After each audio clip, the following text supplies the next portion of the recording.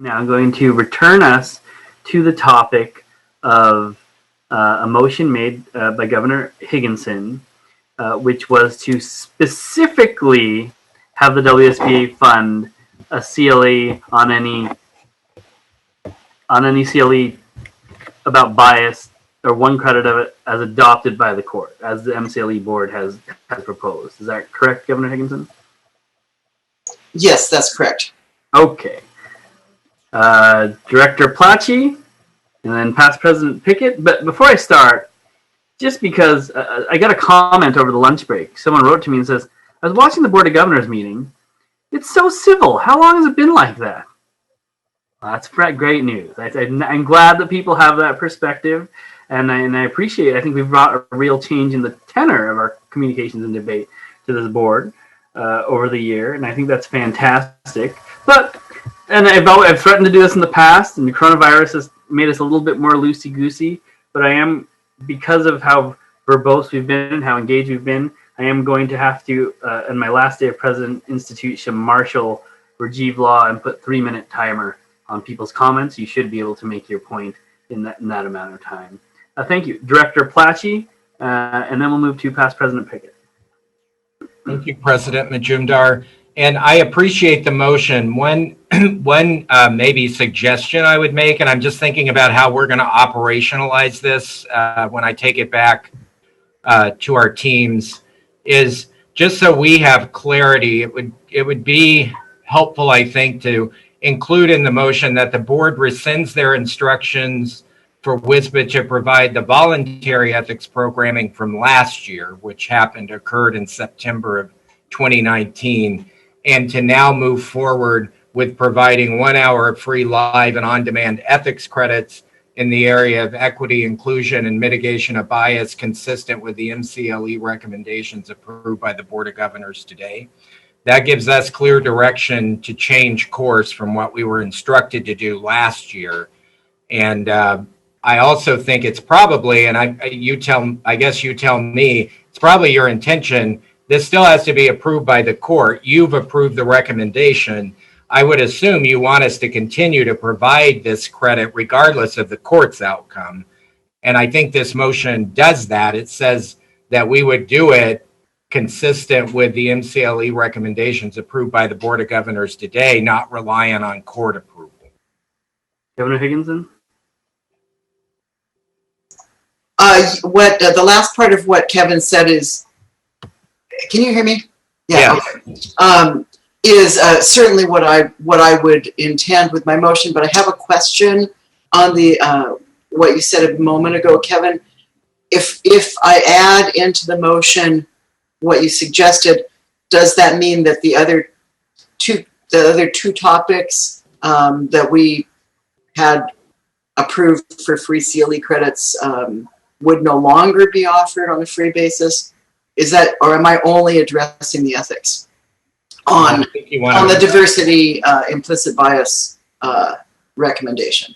Yeah, I think there's not clarity with that. So I think you would want to decide if you want to continue to do the others. The others were technology and substance abuse. Technology and it was based on mental health. So if I may just, President Majumdar, clarify, if I don't address the technology and the member wellness, those will just stay because that's what we did last time we talked about. That would be my interpretation. Right. Okay. So then I would be happy to, if my second agrees, amend my motion to be very clear that unless and until the court accepts the MCLE board's recommendation as forwarded by us, that the current ethics credits that we authorized for free last year will remain in effect and be offered to the members. And does that pick up, Kevin, everything you wanted in there? Well, I guess my question is, what does it mean after the court approves it? Does it mean that we continue to offer the 3 credits? That would be my understanding, that we'd be offering the 3 credits. They would still be at no charge or no cost to the members. And just to be really clear, I think Governor Williams, Ruth had mentioned, he was concerned that my motion might be attempting to influence other providers who might be offering CLEs on this topic. I don't think I could really impact that, and I would think that that would just, what I'm intending with my motion is to make clear that any CLE offered on this topic by the Washington State Bar Association would be offered at no cost to the members. Private providers can offer it as they wish, and our members are free to take that or not as they wish. So, okay. Moving forward, I think, but the second of that motion was.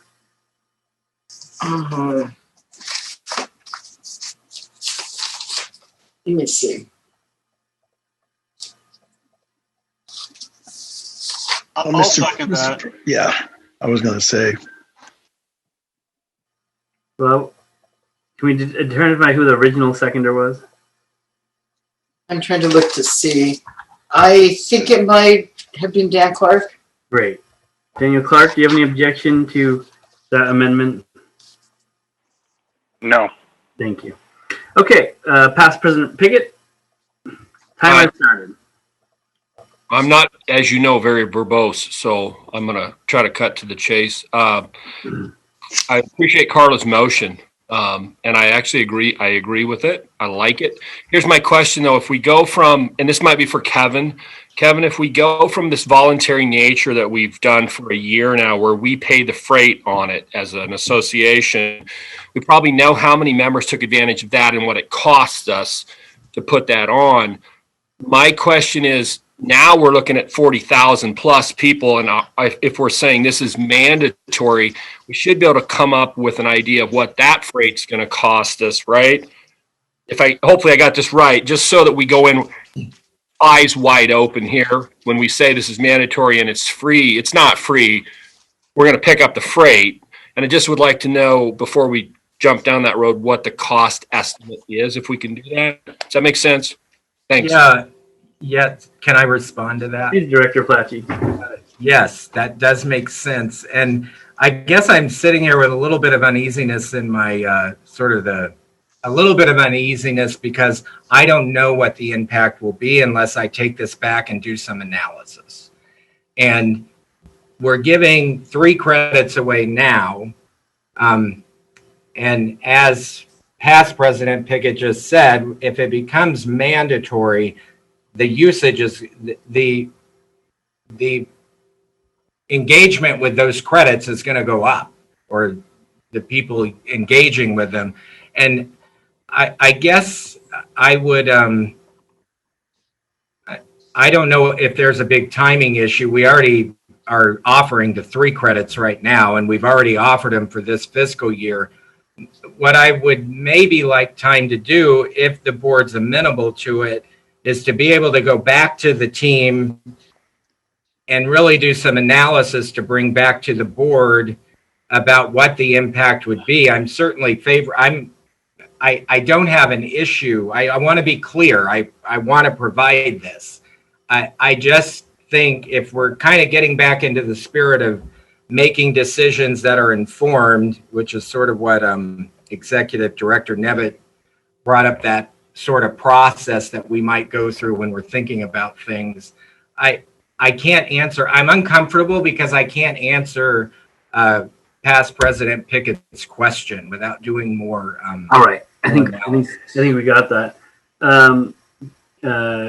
Governor Higginson, without going to the questions of merit of your motion, which seems to be very meritorious, would you mind would you consider tabling this so the staff can do analysis and get us a proper fiscal answer? We also may know from the Supreme Court at that point what the result is. Well, all I was going to say, which is an oblique answer to your question, is that I think that there's the direct cost of producing this video or videos, which is going to be a fixed cost, whatever it is. And then there's the money that we might lose if we're not charging people for this. I'm assuming that that is what Bill Pickett is referring to. And if that is the thrust of this question, which of course is understandable why Kevin wouldn't be able to answer that off the top of his head. That was not of concern in my motion. So my motion was just assuming that we will have a cost of course to create this video or these videos, depending on different topics. I realize we're losing the revenue we might otherwise gain from those offerings. That's implicit in my motion. That's something I think that the Bar Association should be willing to undertake in order to make sure that everyone has easy and ready access to this without any limitations on financial constraints. So then to answer your question more directly, no, I'd rather not table this. Director Pachi, if I might help cut to the chase. I mean, the cost is the same whether we're offering it now and 2,000 people take it or 41,000 people take it, right? You've muted yourself. You were on. Sorry.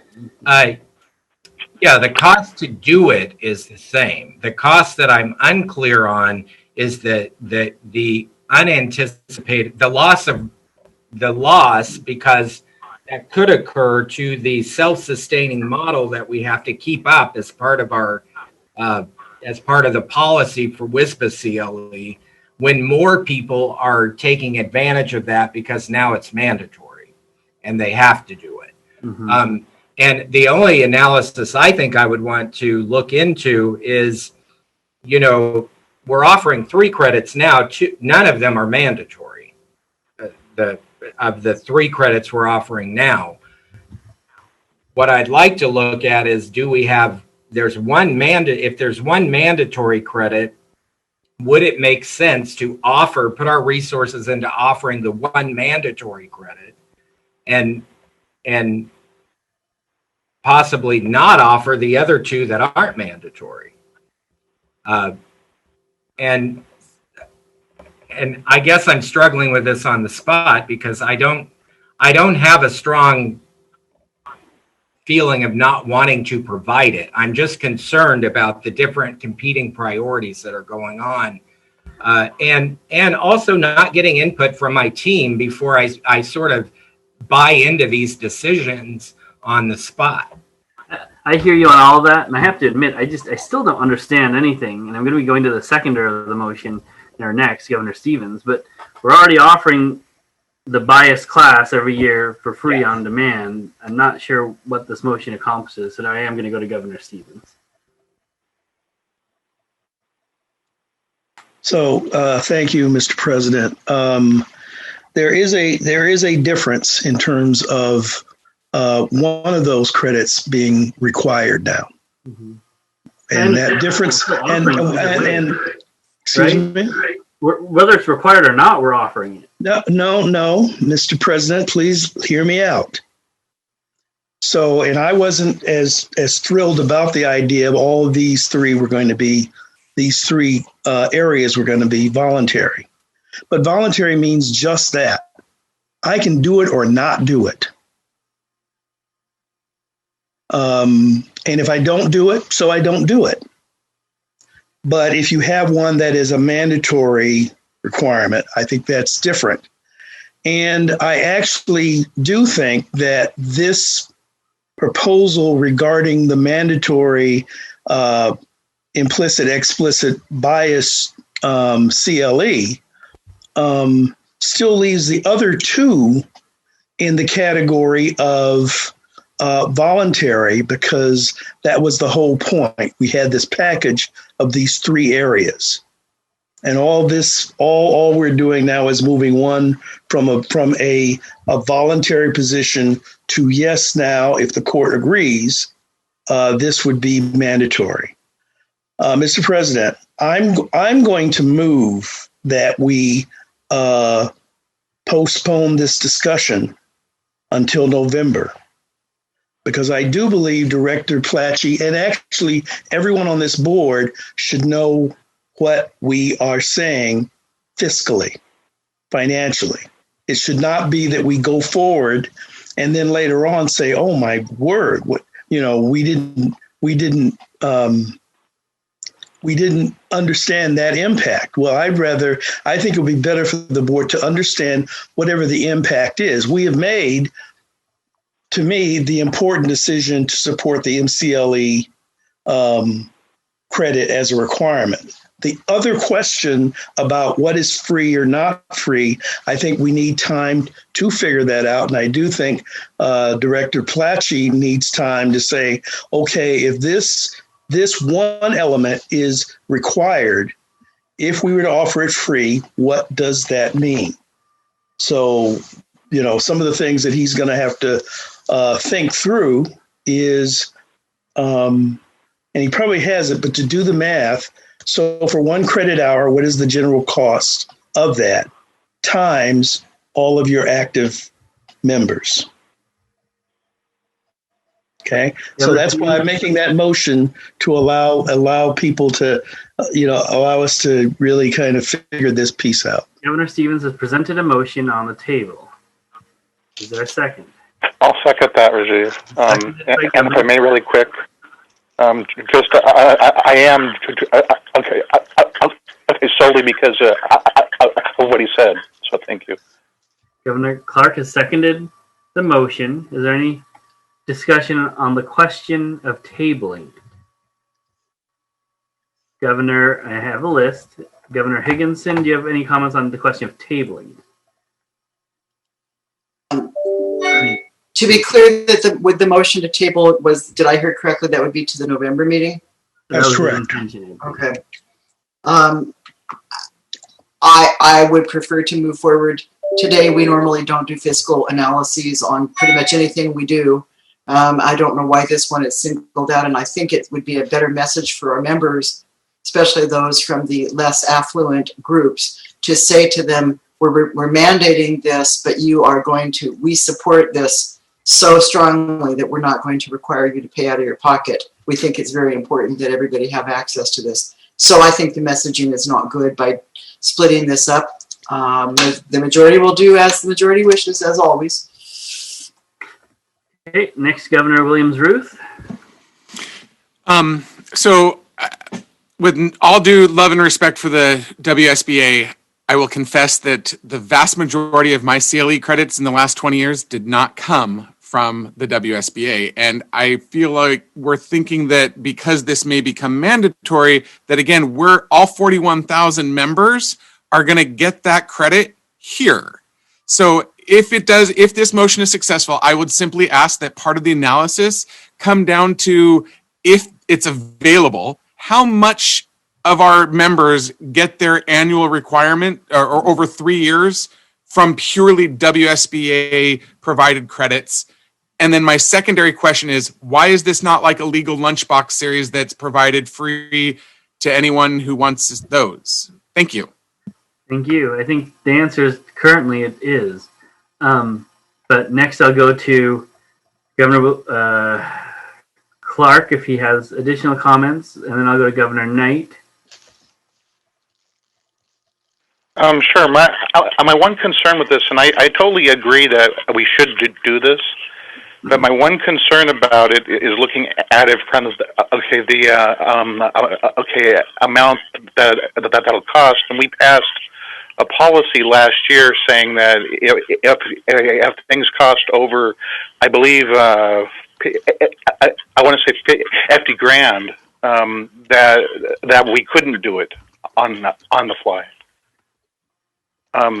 So that's my one concern with this, is that, with that, we can still do it, but you know what I mean?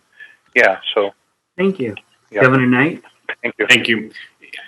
In my view, we've spent a long time debating something that we all actually agree on. I don't think it's really necessary to table this, and I don't think it's complicated. The cost to offer an on-demand CLE is functionally the same, whether 2,000 people watch that CLE or 41,000 people watch that CLE. I think the comments about cost are actually a question about a potential loss of revenue. Governor Williams-Ruth is right that many lawyers get their CLEs from areas other than the WSBA. I just don't see all of these lawyers signing up for 1 out of 45 credits for a free CLE and not having any meaningful impact on our CLE revenue. And these types of decisions should not be driven by CLE revenue. They should be driven by our desire to provide high quality, accessible, free CLEs on this important topic. And I think part of Governor Higginson's motion is to support that. Not only is this going to be required, but we're going to provide it for no cost. And I just think this is something we all agree on. I'd rather just vote and get it done now. Next, I have past president Pickett and Governor Stevens are in line, but they've already spoken. So first, I'll take Governor Peterson, and then I'll move to past President Pickett. And my comments are kind of two-pronged. I mean, I don't think we want to go out to our members after this meeting and say, we're requiring you to do this and you're going to pay for it. And then 3 months later, come back and say, oh, we changed our minds. Now we're going to pay for it for you. Or we're going to offer, this free CLE. I mean, I guess where I come down is my vote, I'm going to vote to have it free to our members today or 3 months from now. And my vote's going to not have anything based on an analysis of what this could potentially cost the WSBA. I think this is a very important thing for us to do. Not only making it mandatory for them to do it when it comes to diversity, but making it free for them. And I think the messaging, when you do those two things together, is crucial. So I would support the notion of voting on that today. thank you. I'm feeling like the least smart president in the history of the WSBA. I just feel like we are giving it to them for free already, regardless if it's mandatory or not. Okay. So I'm proud of you guys. But President Pickett, past President Pickett. Just to clarify, my question actually wasn't prompted by some concern over loss of revenue first. That's not the reason I asked the question. The reason I asked the question goes to what Alec had talked to, and we talked and discussed with the MCLE board about the programming, okay, and how important that the programming is. So I never envisioned in my mind that we were slapping together some on-demand CLE and saying, now members, you must do this. And you can do it with us for free or for someone else. I'm envisioning some very thoughtful programming here that does take some time to put together and some expense in doing that, which is not about the revenue side. Because if we're truly going to put a product out there that we're going to say, people, you have to do this, and you can go to the private side or you can come to us. And I hope they come to us for it because I hope we do it better. That's going to take some time and it's going to cost something. So I apologize, Kevin. I certainly don't want to put you on the spot here. But I just think we should think that through because it goes right back to what Alex said about how significant and important how our program is, especially when you're telling people you got to do this. So I hope that clarifies. Thank you. Okay. And Governor Stevens, I see your hand. I have Governor Swiggle on the phone asking to be unmuted, but I think he has to press I'll wait for Governor Swiggle. star 6 to unmute himself. Is that right? Or star 9? Yeah, I'm unmuted now. Can I talk? Please. So, Governor Swiggle here. I really favor making this programming free. I was extremely disappointed to hear that the de minimis, break in member dues yesterday was voted down after I had to leave the meeting to attend another commitment. And it just seems like we're a little bit drifting in a way, where we're sort of, deciding not to go in favor of the members on these little tiny things. And, maybe it's not tiny, but we're already doing this kind of programming, making it mandatory. I agree with, but I also agree that it should be free to the members. And it, as others have said, that should be part of the message. It shouldn't be something we need to hand wring and put over to a later date. Those are my thoughts. Governor Stevens. Okay, well, I appreciated hearing the discussion, and maybe Director Placci can come back to us later on. I'm going to withdraw my motion. Okay, Governor Clark, and then Director Placci, and then Governor Clark. Sorry. That's fine, Rajiv. Director Platt. Yes, I want to be very clear. I'm not against offering it for free. I think I maybe misunderstood past President Pickett's question.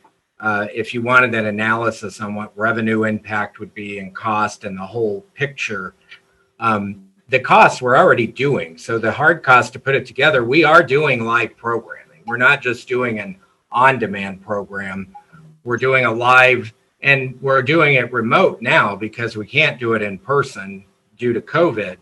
But normally we would be doing a live program, whether it's in person or webcast or remote, and then converting it into on demand. So I'm not concerned about the cost necessarily of doing it in that regard. What I would need more time to do analysis on is what would be the impact to the other part of our portfolios. And, we're already doing the 3 credits. So I guess I don't have any strong objections to moving forward and doing it for free. If we're just keeping it as is, if that's what we're doing.